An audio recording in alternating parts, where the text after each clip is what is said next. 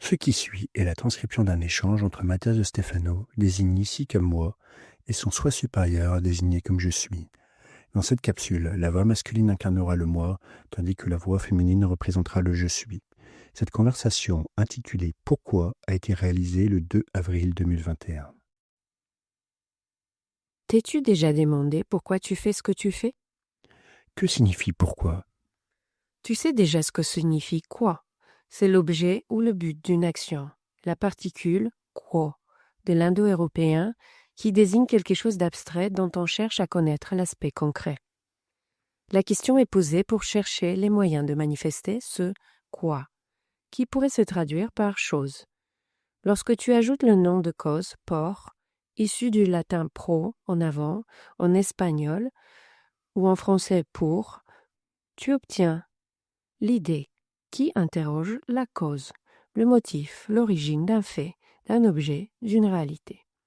Même si l'idée de pro renvoie vers l'avant, vers le futur, dans la question, elle fait référence à la raison pour laquelle ce futur se déroule.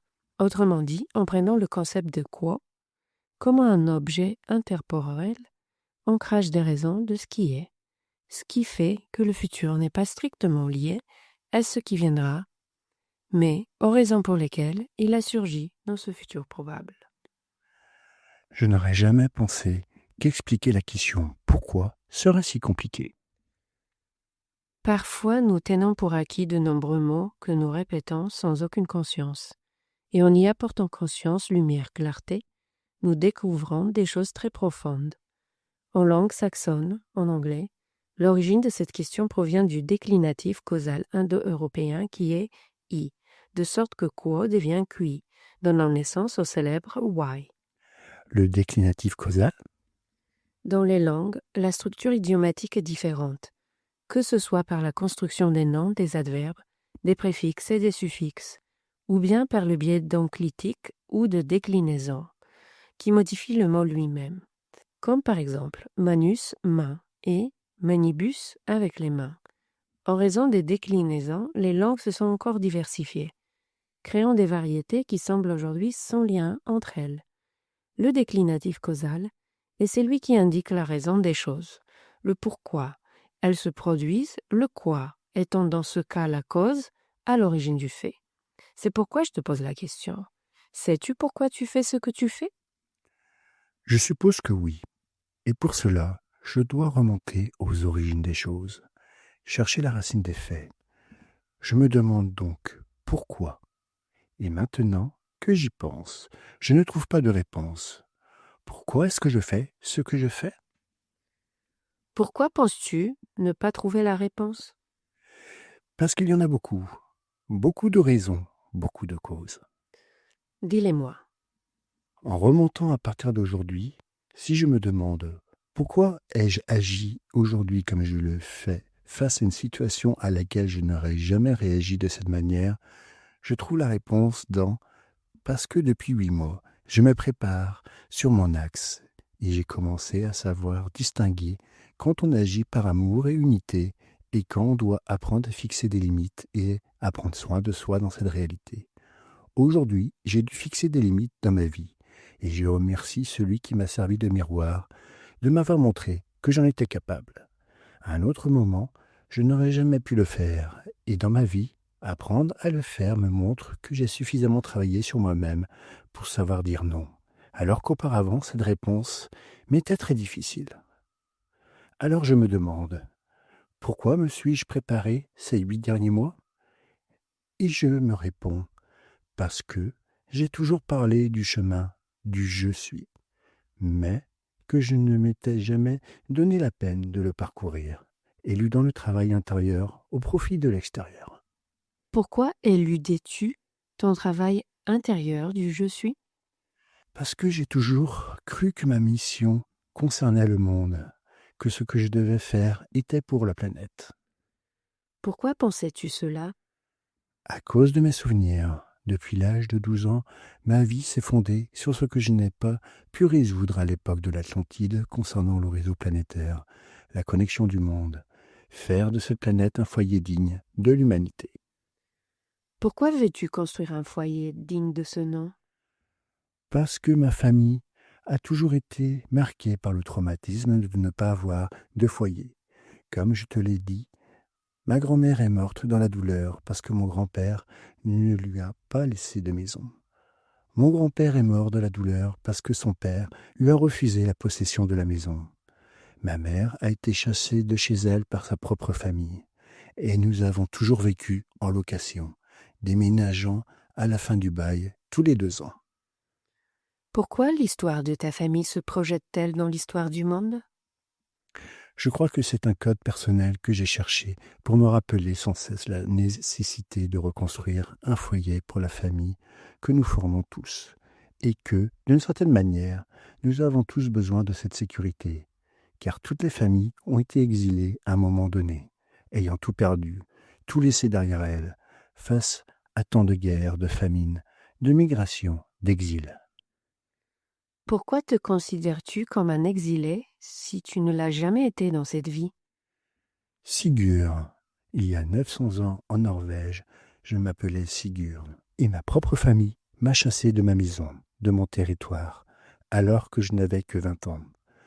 Pour ne pas avoir obéi à l'ordre de mon père, je me suis retrouvé à errer à travers différentes régions et royaumes, mourant seul en Terre Sainte, abandonné par le monde. Pourquoi as-tu laissé le monde t'abandonner? Parce que je me suis abandonné moi-même. Je croyais que je ne valais rien. C'est ce qu'on m'a fait croire toute ma vie. Pourquoi croyais-tu ne rien valoir? Parce que je ne me sentais pas digne d'appartenir à cette famille. Je pensais différemment. J'étais le mouton noir de la famille.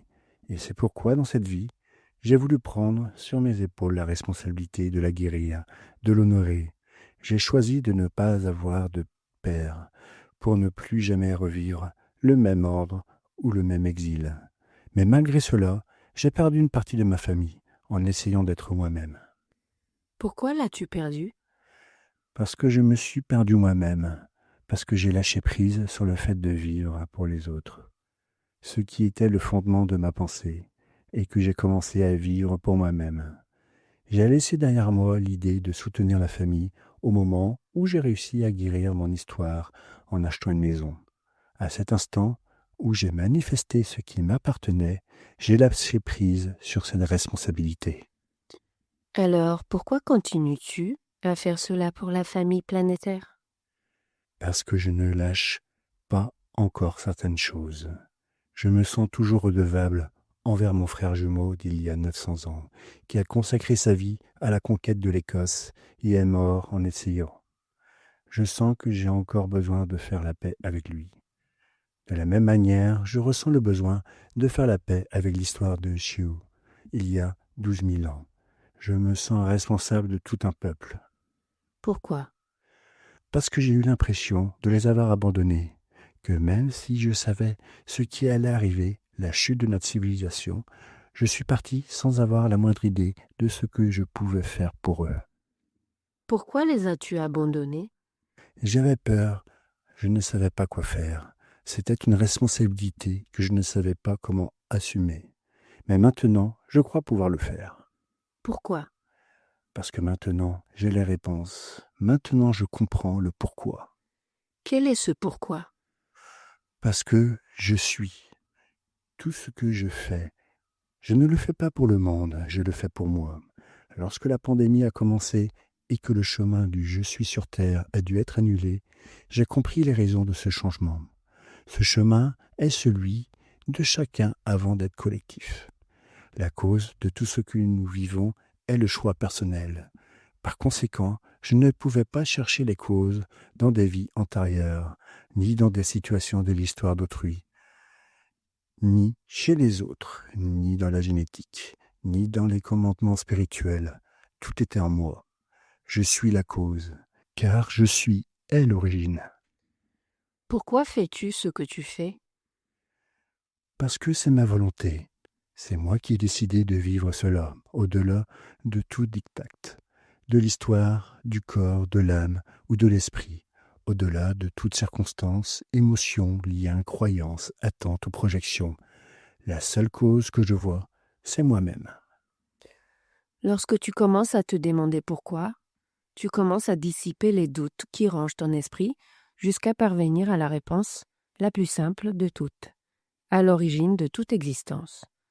Tu peux te demander éternellement pourquoi, et chaque fois que tu le fais, ne t'attarde pas sur des futilités, sur des perspectives. Les causes peuvent être des milliers, mais toutes les causes ont une origine. Tout ce que tu vois dans le monde, tu le vois de tes propres yeux. Tu le contemples grâce à l'étincelle de ta vision intérieure. Tu es la seule raison pour laquelle le monde que tu vois existe. Il n'y a pas de coupable sans responsabilité, si ce n'est celle que tu crées toi-même.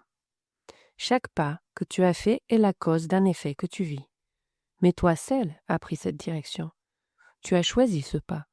Tu as mis en mouvement ta marche par ta volonté. Je suis la cause de toute action. Je suis la réponse à toute question. La question pourquoi trace la carte de ton esprit, te rappelant le chemin parcouru. Commence à écrire tous les pourquoi qui te viennent à l'esprit. Et sans avoir besoin de noter la réponse, écris l'arbre généalogique de tes causes. Ces questions trouveront les réponses à travers la contemplation de ton cheminement. Pourquoi existes-tu? Parce que j'ai décidé de sortir de moi-même pour faire l'expérience de l'univers. Pourquoi es-tu qui tu es? Parce que chaque décision que j'ai prise m'a mené jusqu'ici. Pourquoi es-tu ici? Parce que c'est mon chemin. Pourquoi est-ce ton chemin? Parce que je suis le chemin. Parce que je suis le pourquoi. Parce que je suis la cause.